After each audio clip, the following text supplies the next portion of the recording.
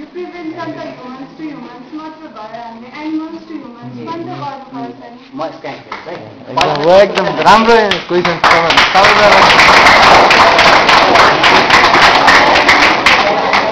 फर्स्टमा के भने यो फर्स्टमा H1N1 देखेको भनेको H1 टाइप ए भन्ने जुन अब इन्फ्लुएन्जाको तिनवटा टाइपको भाइरस हुन्छ, टाइप ए, बी र सी। बी, सी भनेको स्ट्रिक्टली त्यो ह्युमनको भाइरस हो, ह्युमनलाई मात्र लाग्छ। अनि टाइप ए भनेको चाहिँ बर्डलाई लाग्छ, अनि एनिमल्स अरू एनिमल्सलाई लाग्छ मेनली। ओकेजनली मात्र मान्छेमा सर्छ यो भाइरस, टाइप ए वाला चाहिँ है। अनि टाइप ए को H1N1 स्ट्रेन चाहिँ मेनली पिकको हो, त्यो पहिलाको। अनि त्यो पिकको मान्छेमा सरेर अब यो भाइरसको स्ट्रक्चर थाहा छ होला है, भित्र जिन हुन्छ, बाहिरका कोड हुन्छ है।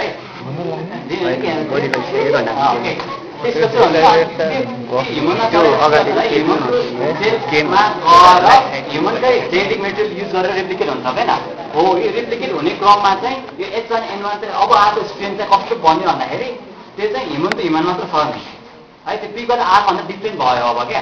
ह्युमनमा आयो, ह्युमनको सेलमा गएर म्युटेसनमा गएपछि चाहिँ यो